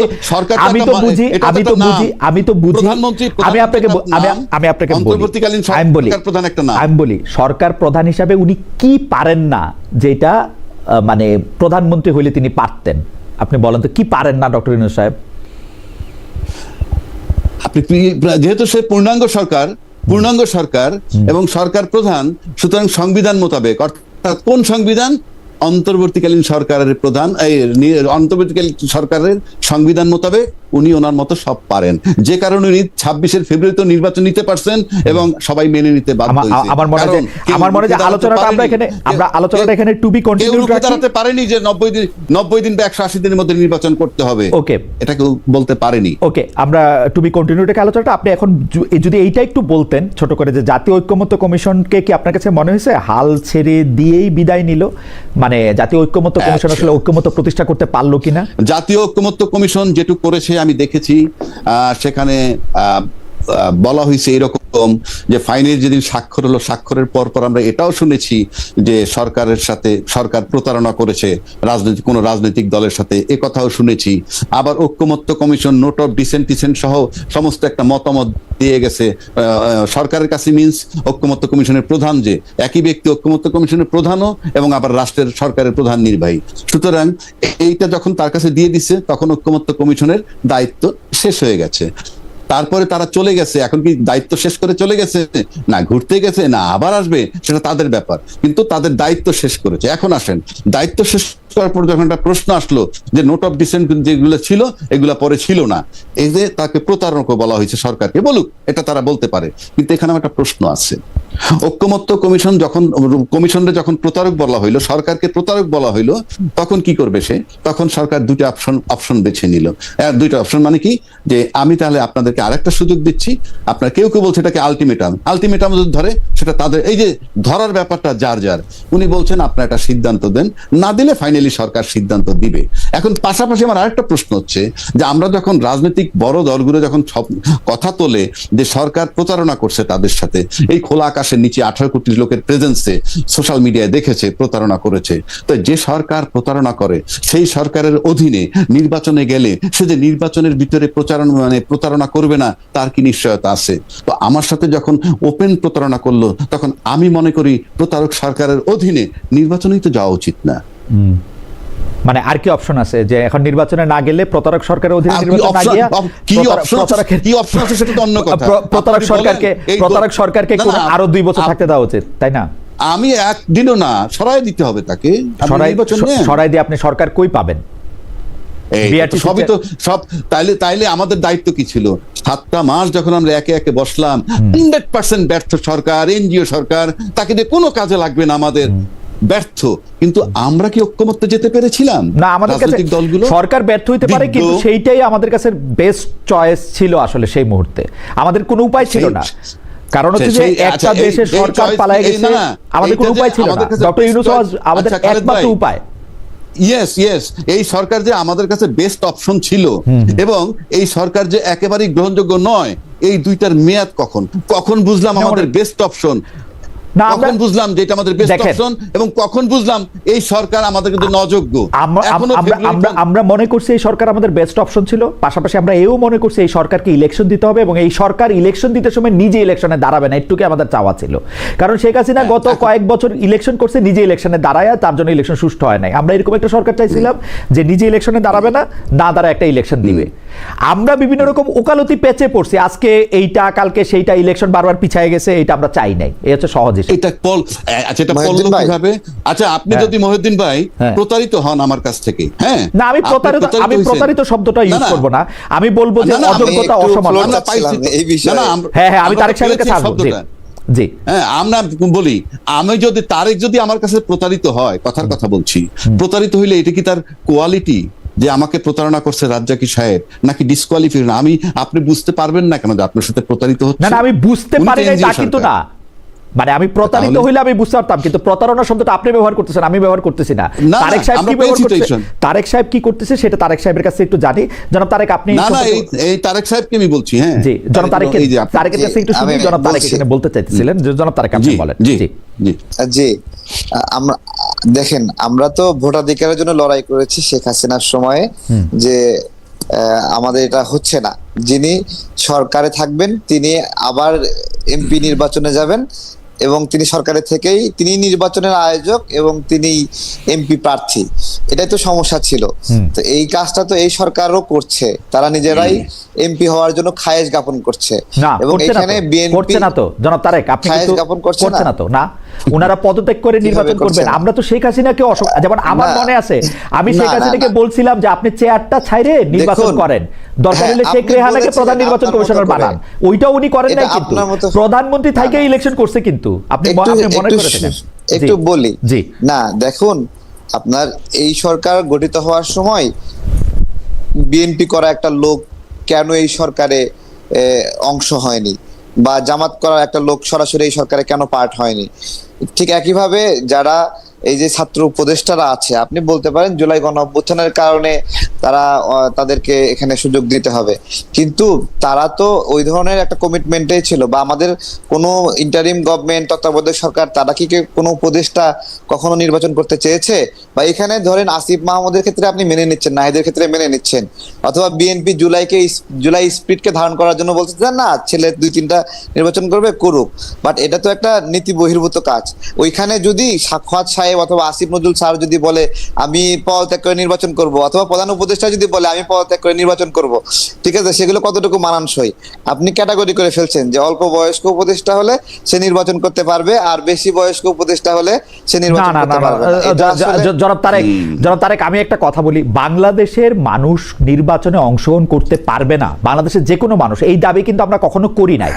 আমরা বরাবর দাবি করছি আপনি ইলেকশন করেন, চেয়ার ছেড়ে দিয়ে ইলেকশন করেন। এখন জনাব আসিফ মোহাম্মদ সজীব ভুঁইয়া হোক আর ডক্টর মোহাম্মদ ইউনূস হোক, ওনারা যদি চেয়ার ছেড়ে দিয়ে ইলেকশন করেন, আপনি তাদেরকে কেন দোষ দিবেন? চেয়ার ছেড়ে দিয়ে ইলেকশন করবে তো। শুনেন, এই সরকারটা আসলে ওই আপনার কোনো রাজনৈতিক সরকার হিসেবে রাজনৈতিক প্রতিনিধিরা এই সরকারটা গঠন করেনি। যারা রাজনীতি করবে তারা এখন যদি এই জায়গাতে, এবং সে যদি দেখেন সে রাজনীতি করার উদ্দেশ্যে নিজ এলাকায় আপনার হলো বড় একটা বাজেট নিচ্ছে, এবং এটা নির্বাচনের আগে সে মহান হওয়ার চেষ্টা করতেছে সরকারি টাকা দিয়ে, সরকারি টাকা খরচ করে। এগুলোকে আপনি পজিটিভলি নিতে পারেন, কিন্তু আমি নিতে পারছি না। জনাব তারেক রহমান, আপনার আমি ব্যাপারটা বলি। ধরেন আপনি বিএনপির ভারপ্রাপ্ত চেয়ারপারসন তারেক রহমান, যিনি এখন প্রধানমন্ত্রী আছেন, 5 বছর আপনি প্রধানমন্ত্রী আছেন, 5 বছর প্রধানমন্ত্রী থেকে বাংলাদেশের অনেকগুলি জায়গায় আপনি অনেকগুলি উন্নয়নের কাজ করছেন, কাজ করাইছেন। তার মানে কি জনগণ আপনাকে ভোট দিবে? এটা আপনার মানে এটা আপনার পাওনা হয়ে গেছে ভোট? না না, তো আপনি চেয়ার ছেড়ে ইলেকশন করবেন, চেয়ার ছেড়ে জনগণের কাতারে নেমে ইলেকশন করবেন, সেটা আপনি যে কোনো সময় করতে পারেন। দেখেন, অন্তর্বর্তীকালীন সরকারের কোনো উপদেষ্টা বা তত্ত্বাবধায়ক সরকারের কোনো উপদেষ্টা যখন চেয়ার ছেড়ে নির্বাচন করতে চাইবে, এবং তার আগে সরকারের পক্ষ থেকে তার এলাকায় স্পেশাল বাজেট দেওয়া হবে, এগুলো এথিক্সের মধ্যে যায় না। আমি মনে করি যায় না। না না, কিন্তু আমরা কিন্তু গত 15 বছর, 17 বছর, 21 বছরের সবকিছু আমরা ভুলে যেতেছি। আমরা কিন্তু শেখ হাসিনাকে বলছিলাম যে আপনি প্রধান নির্বাহীর চেয়ার ছাড়েন, ছাইরা আপনি ইলেকশন করেন। একটাই দাবি ছিল আমাদের গত 15 বছরে, যে আপনি ছাইরা ইলেকশন করেন, কারণ আপনি থাইকা ইলেকশন করলে আপনি কি করেন এটা আমরা দেখতে পাচ্ছি। না না না না, আমি বলছি দেখেন, এটা হলো মানে প্রচলিত রাজনৈতিক সরকার না। এখানে যে মানুষগুলো আসছে, এটা একটা সামাজিক চুক্তি ছিল ওই সময়েই, যে অন্তর্বর্তীকালীন সরকারের উপদেষ্টারা নির্বাচনে অংশগ্রহণ করবে না, এরকম একটা বলা বলি ছিল, এবং এই ধরনের একটা প্রজ্ঞাপন হওয়ার কথা ছিল। কিন্তু এটা তাদের মধ্যে বিরোধিতার কারণে এই প্রজ্ঞাপনটা আর হয়নি, যে এই অন্তর্বর্তীকালীন জনাব তারেক, আমরা যে বিষয়টা নিয়ে তর্ক করতেছি, আমার মনে হয় আপনি ঠান্ডা মাথায় ভাইবা দেখবেন, অন্তর্বর্তীকালীন সরকারের উপদেষ্টারা নির্বাচনে অংশগ্রহণ করবে না। আসলে জনাব আসিফ মোহাম্মদ সজীব ভুঁইয়া যেই মুহূর্তে পদত্যাগ করবেন, তিনি আর অন্তর্বর্তী সরকারের উপদেষ্টা থাকবেন না। আসলে তাকে বিচারের আওতায় আনা উচিত, তার অর্থনৈতিক ব্যবস্থাপনা দুদক দিয়ে সেইটা আপনি আলাদা আলাপ করেন, আপনি 100 বার বিচার করেন। নির্বাচন তো দূরের কথা, সেই আগ্রহ পোষণ করার সঙ্গে সঙ্গে তাকে বহিষ্কার করা উচিত ছিল। এবং সে কেন এই আগ্রহ পোষণ করছে, এবং এই আগ্রহের কারণে সে কত টাকা দুর্নীতি করেছে এই প্রস্তুতি নেওয়ার জন্য, আপনিও একটা প্রাইভেট পারসন হিসেবে আপনি তার বিরুদ্ধে, যদি আপনার কোনো ক্ষোভ থাকে, লুকাস স্ট্যান্ডাই থাকে, আপনি রাজ্জাক সাহেবকে সঙ্গে নিয়ে, এটা কোনো সুযোগ নাই, আপনার কোনো লুকাস স্ট্যান্ড নাই, এই উনি চুরি করবে, কেউ এটার মধ্যে হবে না। আমি স্রেফ বলছি এখন হয়তোবা তারা বিএনপির সঙ্গে যাবে, আমাদের সাথে বিএনপির বন্ধুত্ব আছে, থাকলেও আমরা এটা বিরোধিতা করব। এটা আমরা মনে করি এটা ন্যায় নয়, ঠিক আছে? না না, আপনার ন্যায়ের হিসাব দিয়েই তো পৃথিবীতে একমাত্র ন্যায়ের ডিকশনারি লেখা হবে না। ন্যায় তো নানা ধরনের হইতে পারে। কোনো উপদেষ্টা কখনোই উপদেষ্টার নির্বাচন করবে না জনাব তারেক, উপদেষ্টার নির্বাচন করবেন না। উনি যখন পদ ছেড়ে দিবেন, তখন তিনি আর উপদেষ্টা থাকবেন না। পদ ছাড়লেও করতে পারবেন না, পদ ছাড়লেও কখনো করেননি। কেন করেন নাই? মানে আপনি এই অনুরূপ সরকার, বাংলাদেশে হাইকোর্টের বিচারকরা চেয়ার থেকে নেমে ইলেকশন করছে জনাব তারেক রহমান। না না না, তারপরে এই যে অ্যাটর্নি জেনারেল একটা লোভনীয় পদে আছেন, উনিও নির্বাচনে, আমার কাছে মনে হয় বাংলাদেশের সব অ্যাটর্নি জেনারেল উচিত না, সব অ্যাটর্নি জেনারেল নির্বাচন করে আসা উচিত। আমার কাছে এটা মনে হয়, এটা এর আগেও আসছে, এরপরও আসছে। আমি মনে করছি এই ধরনের সুবিধাজনক পদে অন্তর্বর্তীকালীন সরকারের থেকে এটা উচিত না, এটা উচিত না। কোন দলের সমর্থনে থাকলে সেটা ন্যায্য হয়ে যাবে। বিএনপি আপনার জন্য আমার যে প্রশ্ন ছিল, সেই প্রশ্নটা যদি একটু অ্যাড্রেস করেন। আপনারা যারা নতুন রাজনীতি করতে চান, রাষ্ট্র সংস্কার, রাষ্ট্র মেরামতের জন্য গত 7-8 বছর ধরে আপনার সাথে আমার কথা হচ্ছিল। আপনি 2016 সালে আপনি কুমিল্লা বিশ্ববিদ্যালয় থেকে সর্বোচ্চ স্নাতকোত্তর পর্যায়ে ডিগ্রি নিয়েছেন। তারপর থেকে এই 7-8 বছর ধরে আপনি আন্দোলন সংগ্রামে আছেন, রাজনীতি করছেন। রাজনৈতিক সংগঠন পরিচালনা খরচ, কর্মসূচির অর্থসংস্থান নিয়ে আমি সবাইকেই প্রশ্ন করে থাকি। আপনার ক্ষেত্রে আপনি যদি একটু বলতেন যে আপনার দলটা আসলে আপনি কিভাবে এই ব্যয় নির্বাহ করেন, বা এইটার আদৌ কোনো ব্যয় আছে কিনা, আপনি নির্বাচন করলেও বা এই ব্যয়টা কোত্থেকে আসবে? জনাব তারেক রহমান। জি, অনেক ধন্যবাদ। আমাদের রাজনৈতিক প্রক্রিয়ায় একবারে ইনিশিয়ালি শুরু থেকেই এটা পুরাটাই মানুষের দান নির্ভর। আমাদের প্রবাসী ভাইরা দান করতেন, তারপরে শিক্ষকরা, ব্যবসায়ীরা বিভিন্ন বিচ্ছিন্ন হবে, এবং একবার ইনিশিয়ালি কোটা সংস্কার আন্দোলনের সময়ের পরবর্তী যে সংকটগুলো আসছে, এটা পুরোপুরি বিকাশ, নগদ অথবা এই ধরনের ক্লাউড ফান্ডিং এর মাধ্যমে আমরা এটা কাজগুলো করেছি। এবং আমাদের গণ অধিকার পরিষদ যখন 2 ভাগে ভাগ হয়ে গেল, তখন আমরা এটাকে তখনও পাবলিক ডোনেশনের উপরেই আমরা নির্ভর ছিলাম। এবং আমি যেটা করতাম যে আমি সবসময় এটা তালাশে থাকতাম যে আমার নিজের একটা কর্মসংস্থান থাকবে, সে কারণে একবারে শুরু থেকেই ফল ব্যবসা করতাম। আমি প্রত্যেকটা সিজন আসতো, আমি প্রচুর পরিমাণে ফল বিক্রি করতাম বা মধু বিক্রি করি, সেখান থেকেও একটা ফান্ডিং হয়। তো আমি আমার নিজের ফান্ডিং আমি রাজনীতিতে আমার নিজে ব্যক্তিগতভাবে যা ইনকাম করি তার মেজরিটি আমি রাজনীতিতে আমার সম্পৃক্ত করে ফেলি। পাশাপাশি আমাদের সহযোদ্ধা শুভাকাঙ্ক্ষী যারা আছে তারা আমাদেরকে সাপোর্ট করেন। আচ্ছা, জনাব তারেক রহমান, আপনাকে আমরা এটা আপনার হলো লুকানোর কিছু নাই, আমরা মানুষের অর্থ সহযোগিতা নেই, এটা তো রাজনীতি তো সহযোগিতা নিতে হবে, নিজে নিজে সবকিছু করা যায় নাকি। ওকে, জনাব তারেক রহমান, আপনাকে ধন্যবাদ। অ্যাডভোকেট আবু রাজ্জাককে আমি এবার একটা অন্য বিষয়ে আপনার একটু দৃষ্টি আকর্ষণ করতে চাই। এখন একটা কথা খুবই প্রচলিত আছে যে পরবর্তী বাংলাদেশের পরিচালনা, এটা রাষ্ট্রের পরিচালনা হোক, এটা সামাজিক নর্মসগুলি ঠিক করে দেওয়া হোক, সেইটার ক্ষেত্রে আসলে কোনো পরিবর্তন আসবে কিনা। এই ক্ষেত্রে আমি উল্লেখ করতে চাই যে জামায়াতের শীর্ষ নেতারা আমাদের মেয়েদের, নারীদের যারা কাজ করতেছেন তাদের কাজের সময় কমানো, তারা ঘরে বেশি থাকলেই রাষ্ট্র বেশি তার পাশে দাঁড়াবে বলে বলছেন। আপনি এটাকে কীভাবে বিশ্লেষণ করেন যে আমাদের মেয়েদেরকে আসলে বেশি মানে কম কাজ করা উচিত বা একেবারে কাজ না করা উচিত, না পারলে রাষ্ট্র তাকে টেক কেয়ার করা উচিত? এই ক্ষেত্রে আপনার অবস্থান কি, মানে আপনি কি মনে করেন যে এটা কি হওয়া উচিত? ধন্যবাদ খালেদ ভাই, এর মধ্যে শেষ পার্ট। আমি এই বিষয়টা আজকে এক জায়গায় আলাপ করেছি, সেটা হলো এই যে আপনি নারীর 5 ঘন্টা ডিউটি কমায় দিবেন। প্রশ্ন হলো ডিউটি কমায় দিয়ে কি আপনি পুরো বেতন দিবেন কিনা, দিলে কোন বিধানে দিবেন, আবার তারা কি তাদেরকে কমাবেন কেন, তার ডিউটি কমাইতে হবে কেন, এটা কি আপনার কোনো লোভনীয় কিছু? আমার কথা সিম্পল, আপনি এখন পরিষ্কার আপনার স্ট্যান্ড নিতে হবে। জামাত সম্পর্কে এমনি মানুষের ধারণা আছে এই যে তারা ক্ষমতায় আসলে পরে নারীদের ড্রেস কোড পর্যন্ত পাল্টে যাবে, তাদের চলাফেরার উপরে রেস্ট্রিকশন আসবে, এই সমস্ত ধারণাগুলো কমপ্লিটলি আছে এবং সেটা তারা এখন পর্যন্ত রিমুভ করতে পারে নাই এবং তাদের সেটা পারতে হবে। নাম্বার 1। নাম্বার 2 হচ্ছে খুব সহজ বাংলায় যদি বলি, এ তো হাডুডু খেলা না, এ শহীদুদ্দিন ঠ্যাং ভাঙ্গার ষড়যন্ত্র। এই 5 ঘন্টা ডিউটি কমাই দিয়ে কি তাদেরকে ঘরে ঢুকানোর পদ্ধতি কিনা, এটাও আমাদেরকে বিবেচনায় নিতে হবে। এবং এটা যদি হয়, আমি ডেফিনেটলি এটা সিরিয়াসলি অপোজ করি।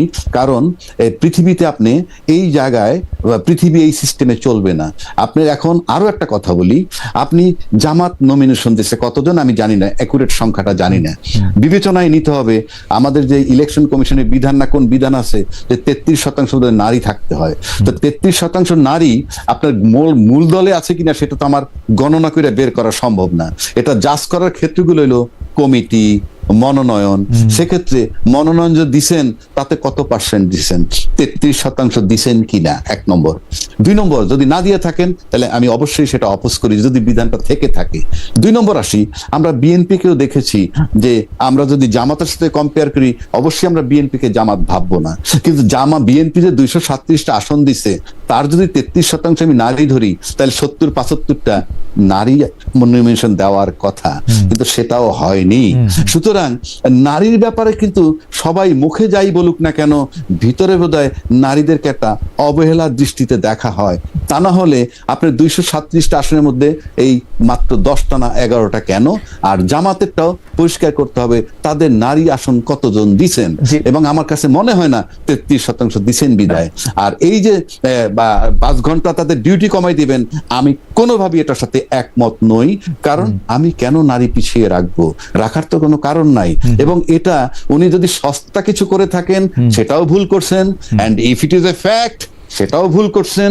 এবং আপনি যদি 5 ঘন্টা ডিউটি কমাই দিয়ে তারা টাকা পুরো দিবেন যদি থাকে, সেটাও আপনার কিন্তু একটা বৈষম্যর ব্যাপার। যেভাবেই যান কোনোভাবে এটা গ্রহণযোগ্য নয়। আমি কি বুঝতে পারলাম? অ্যাবসলিউটলি। আমি একদম এই প্রসঙ্গে জনাব তারেক একটু কথা বলবেন? জি, আমরা একদম শেষ করছি, বলেন জনাব তারেক। না, আমি আসলে 13 তারিখের একটা বিষয়ে মতামত রাখতে চেয়েছিলাম, সুযোগ পাইনি। জি বলেন, সুযোগ দেন, বলেন। জি, প্রথমত আওয়ামী লীগের বিচারটা জামাত করুক, এটা আমি কখনো চাই না। আমি খুব করে পর্যবেক্ষণ করেছি যে এখানে আসামি পক্ষের আইনজীবী এবং রাষ্ট্রপক্ষের আইনজীবী এখানে জামাতের আধিক্য বা ব্যাপক রয়েছে। যদি এরকম হয় তাহলে বিষয়টা এরকম আসে যে 1971 সালের প্রতিশোধ নিচ্ছে নাকি জামাত। তো আমি এটা চাই না।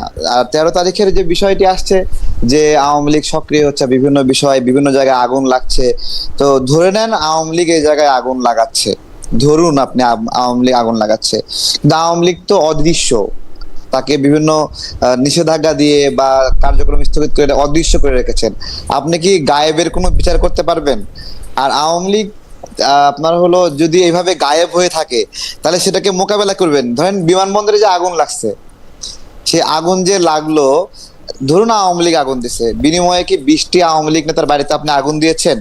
তো এই যে একটা রাজনৈতিক বোঝাপড়া, আমি মনে করি রাজনীতি একটা হলো সামাজিক চুক্তি, যে সামাজিক চুক্তির মধ্য দিয়ে যে পরাজিত হয় তার প্রতিও একটা আপনার হলো ব্যবস্থাপনা থাকে যে তার প্রতি কি আচরণ করা হবে। বাংলাদেশের রাজনৈতিক দলগুলো এত আমি বুঝতে পেরেছি জনাব তারেক রহমান, আপনি ইয়েটা আমি বুঝতে পেরেছি। আমি একটু জনাব রাজ্জাকি সাহেবের কাছে জানতে চাই। জনাব রাজ্জাকি সাহেব, জনাব তারেক রহমান যে অভিযোগটি করতেছেন সেই অভিযোগটির প্রেক্ষিতে আপনি কোনো মন্তব্য করবেন কিনা? যদি 1-2 লাইনে মন্তব্য করতেন যে উনি চান না যে আওয়ামী লীগের বিচার জামায়াত করুক, এটা নিয়ে আপনার কোনো মন্তব্য আছে কিনা? ট্রাইব্যুনালে অনেক জামাতের লোকজন আপনি বলেন তো খালেদ ভাই, আওয়ামী লীগের বিচার কি জামাত করছে? আমি এই মন্তব্য করি নাই, এটা জনাব তারেক রহমান। আমি আপনার কাছে জানতে চাই। আমি তো তাজুল ইসলাম সাহেবকে চিনি, যিনি মানে এইটার প্রধান। তিনি তো এবি পার্টি করতেন। এবি পার্টি প্র্যাকটিক্যালি উনারা যেটা দাবি করেন সেটা হচ্ছে জামায়াতের এন্টিথিসিস অনেক জায়গা থেকে। আমি জানি না না, তাজুল ইসলাম তো ওই আপনার হলো যুদ্ধাপরাধী মামলার আসামি পক্ষের আইনজীবী ছিলেন, তিনি আবার রাষ্ট্রীয় পক্ষের আইনজীবী হয়ে গেলেন। এটা একটা আমি একটু আপনার কেসটা বুঝতে পারছি। আমি একটু জনাব অ্যাডভোকেট রাজ্জাকির মন্তব্য আমি একটু শুনতে চাইতেছিলাম যে এটা আপনি উনার মন্তব্যের প্রেক্ষিতে জানতে চাইছি। আপনি কি আদালত বিচার করছে? আপনি আদালত বিচার করছে, জামাত বিচার করছে, এই কথাটা কেন আসলে? না, সেইটা হয়তো তারেক সাহেব যেটা বুঝাতে পারতেছেন যে হ্যাঁ বিচারকরা জামাতপন্থী। আমি তো অ্যাবসলিউট টার্মে বলতেই পারবো না। তারেক সাহেব তো অ্যাবসলিউট টার্মে বললেন যে জামাত বিচার করতেছে। আমি সেটাই প্রশ্ন করতেছি, 3 জন বিচারক ফাইনালি কিন্তু কলমের খোঁচাটা দিবেন বিচারক, তারা কি জামাত? তারেক সাহেব, আপনি কি তারেক সাহেব এটাকে আপনি প্রশ্ন উত্তর দিবেন, তারা কি জামাত যারা বিচারক আছেন 3 জন ট্রাইব্যুনালে? আমি যে অবজারভেশন থেকে বলছি সেটা আইজিপি মামুনের আইনজীবী বলেন, তারা তো জামাতপন্থী। অন্তত বিভিন্ন বিষয়ে এখানে জামাতের আধিক্য এবং জামাতের ব্যাপক প্রভাব আছে। এবং আমার কাছে এই ফ্যাক্ট মনে হচ্ছে যে জামাত আওয়ামী লীগের বিচার করছে। তো এইটা জামাতের আওয়ামী লীগের বিচার করা উচিত না বা অধিকার নাই, কারণ সেটা যদি হয় তাহলে এটা 71 আমার মনে হয় যে আপনার মন্তব্যটা আমি বুঝতে পারছি। জনাব রাজ্জাক, আপনি যদি আপনার মন্তব্যটা করতেন যে আপনার কাছে আপনি না আমার কাছে মনে হয় তাইলে তো ওই যে দলবিহীন যে জনগণ আছে আমাদের দেশে, মানে সব মানুষ তো দলের সাথে সম্পৃক্ত না, সেই দলবিহীন জনগণের ভিতর থেকেই আনতে হবে বিচারক। আমি একটু জনাব তারেক সাহেবের প্রশ্নটা একটু রিফ্রেশ করি। জনাব আমি তারেক সাহেবের প্রশ্নটা আমি একটু রিফ্রেশ করি। ব্যাপারটা হচ্ছে কি, আওয়ামী লীগের নেতৃবৃন্দের, শেখ হাসিনা সহ অন্যদের বিচার করার ক্ষেত্রে কি বেছে বেছে যারা শেখ হাসিনার কাছে ভিকটিম হয়েছেন, বিশেষ করে এই ক্ষেত্রে জামাতে ইসলামীর লোকজনই আনা হয়েছে কিনা, যেটা তারেক সাহেব মনে করতেছেন যে এটা ন্যায় বিচারের পরিপন্থী হইতে পারে? আমি কিন্তু আপনাকে বলছি, আপনি বলেন কোর্ট বিচার বিভাগের উপরে প্রশ্নের ইয়াতে আপনি প্রশ্ন করলে তো আমি প্রশ্নের এগেইনস্টে প্রশ্ন করলে তো আমি আপনার কাছে জানতে চাইছি, বলতে পারবো না। আমি আপনার কাছে জানতে চাইছি, আপনি বলেন যে হয় নাই, আমি আপনার কাছে বিচারকগুলো জামাতের কিনা, এই তো আমরা ঠিক আছে আমরা বলি, শুনেন একটা কথা বলি খালেদ ভাই, আমি বলি আমরা আমাদের জায়গাটা কোথায় নিছি জানেন? আমরা যারা মুক্তিযোদ্ধা ছিলাম 71 সালে, মানে আমি আমার রূপকর্তে বলছি, যারা মুক্তিযোদ্ধা ছিলাম তাদের জন্ম কিন্তু সব পাকিস্তানে, এবং মুক্তিযুদ্ধের পক্ষের শক্তি যারা দীর্ঘদিন দেশ শাসন করার পর কিন্তু দেশ ছেড়ে চলে যেতে হয়েছে। কেন যেতে হয়েছে সেই আলাপের কোনো দরকার নেই। আর আজকে যারা স্বাধীনতার পরে জন্ম নিছে তাদেরকে আমরা রাজাকার বলছি। মানে আমার কাছে সূত্রটা কি, মানে আপনি যে বলতেছেন আপনি অ্যাকশন দেখেন না। রাজ্জাকি ভাই, না আমি বলি তারেক ভাই, আমার বড় ভাই শুনেন, আপনি আমার বড় ভাই, জাস্ট 30 সেকেন্ড সুযোগ দেন যদি। আচ্ছা আমি বলি, সুযোগ দেন, আমি বলি 30 সেকেন্ড, 30 সেকেন্ড, আচ্ছা বলেন 30 সেকেন্ড। জি জি, হ্যাঁ দেখেন দেখেন আমাদের বয়সের যুবকদেরকে রাজাকার বলা হয় না, বলা হয় যে বলে যে গোলাম আজমের বাংলা স্লোগান দেয় তাকে ওই একই ধরনের ট্যাগিং করা হয়। যে কিন্তু গোলাম আজম তো নিজে কখনো এই বাংলাদেশ চাননি, সে বলেওনি কখনো আমার সোনার বাংলা বা এই বাংলা আমার, না না তাই না? সেজন্যই কিন্তু না না আমি একটু অ্যাডভোকেট রাজ্জাকির, আমরা একটু অ্যাডভোকেট রাজ্জাকির আর্গুমেন্টটা আমি শুনতে চাইছি। আর্গুমেন্টটা কি মানে যারা স্বাধীনতার পরে জন্মাইছে তাদেরকে মানে সেইটা নিয়ে আপনি মানে মানে তাদের জন্মানোটা যেহেতু পরে সেটা বলতে চাইতেছেন? না না আমি বলি আপনি যদি মুক্তিযোদ্ধা রাজাকারের সঙ্গে আজকে আনতে চান, আমি এটা আমার কিন্তু হাইপোথিসিস বা একাডেমিক বলতে পারেন। জি জি বলেন। 71 সালে যারা রাজাকার ছিল তারা কি? তারা ছিল তখন যারা স্বাধীনতা চেয়েছে তাদের বিরুদ্ধে, এবং যারা পশ্চিমারা আমাদেরকে গুলি করে মারছে তাদের পক্ষ অবলম্বন করছিল রাজাকাররা। এবং তখন তো সেটা পাকিস্তান ছিল, দুইটা দেশ ছিল না। দুইটা দেশ হলো 71 সালের 16ই ডিসেম্বর। একটা দেশের মধ্যেই কিন্তু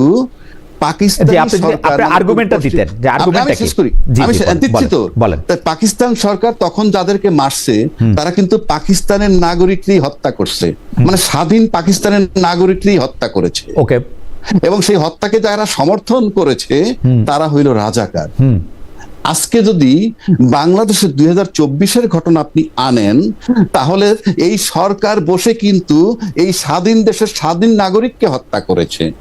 এই স্বাধীন নাগরিককে হত্যা করার পরেও তখনকার মিডিয়ায় যারা যারা ওই সরকারকে সমর্থন করেছিল তাদেরকে অবশ্যই এই যুগের এই সময়ের রাজাকার বলতে হবে। আর তখন যারা ওই ফ্যাসিস্ট সরকারের বিরোধিতা করছে সে যদি রাজাকারের নাতিও হয়ে থাকে সে এই সময়ের মুক্তিযোদ্ধা। ওকে, মানে আপনি এইভাবে সংজ্ঞায়নটা করতে চান, তাই তো? ডেফিনেটলি। কারণ আপনি কি জামায়াতে ইসলামী বাংলাদেশের রাজনৈতিক ইতিহাসে যে জামায়াতে ইসলামী ফ্যাক্টরটা আছে সেটাকে এইভাবেই ডিল করতে চান? নো, ওটাকে আমি এভাবে নিচ্ছি। আমি বলছি দুইটা স্বাধীন দেশেই সরকার স্বাধীন লোককে হত্যা করেছে। ওকে, দুইটা স্বাধীন দেশে সরকার স্বাধীন দেশের লোককে হত্যা করেছে। বাংলাদেশের সরকারও দেশের স্বাধীন সাধারণ মানুষ এই দেশের লোককে হত্যা করেছে। ওকে, এবং তখন যে যারা এই হত্যার পক্ষপাতিত্ব করেছে সেটাকে আপনি কিভাবে নেবেন? আচ্ছা আচ্ছা, না না সেটা আপনার সঙ্গে আমরা বুঝতে পেরেছি। জনাব তারেক, আপনি আমরা একদম শেষ পর্যায়ে আছি। আমরা একটু বলছি, জি একটু বলেন। একটু বলছি। জি জি, হ্যাঁ, দেখুন আপনার হলো জামাত যেটা করেছে বাংলাদেশের জন্মের বিরোধিতা করেছে, এবং তারা বাংলাদেশের, আচ্ছা ঠিক আছে রং হতে পারে আপনি বলেন, কিন্তু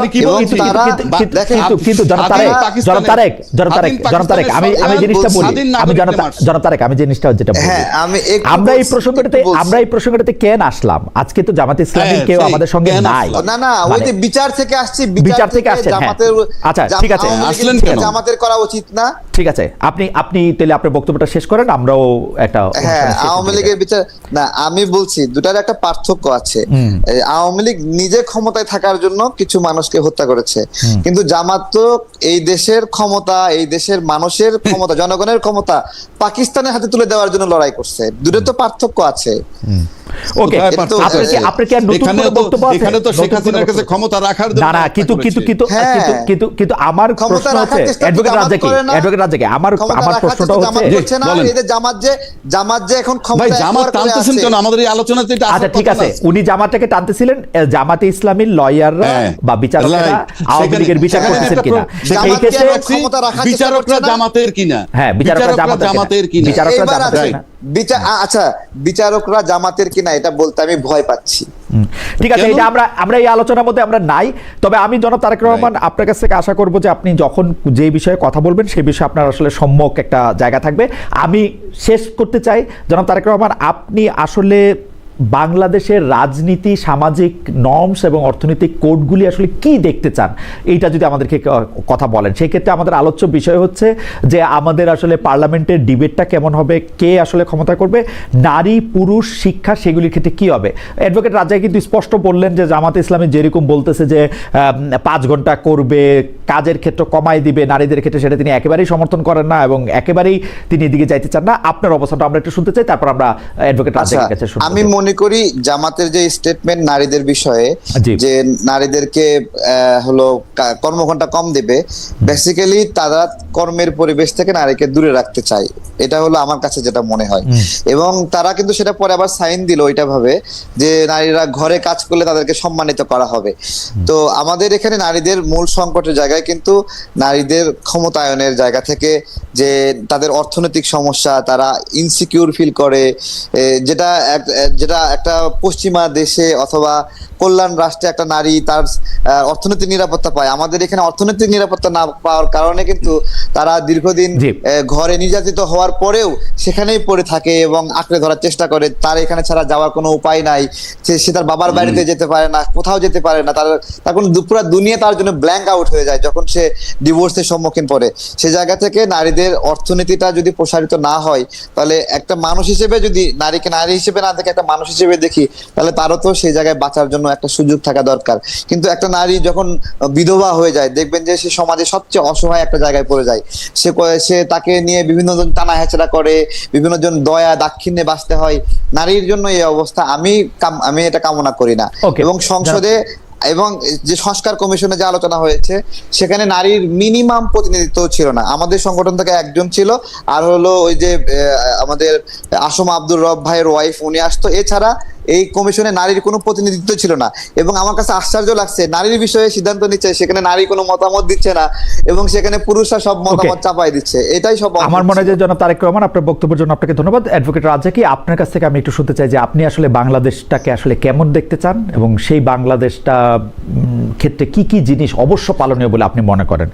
আপনি যদি আমাকে অ্যাট এ গ্ল্যান্স বলেন, আমি প্রথম কথা হলো আমি বাংলাদেশকে একটা রাষ্ট্র হিসেবে দেখতে চাই। যদি বলেন যে এখন রাষ্ট্র কি, আবার বাংলাদেশের মানুষ, আমার ডেভেলপমেন্ট তো দরকার আছে, তার আগে দরকার তিনটা বিষয় খুবই মারাত্মক, আমার চেয়ে আপনারা ভালো বোঝেন।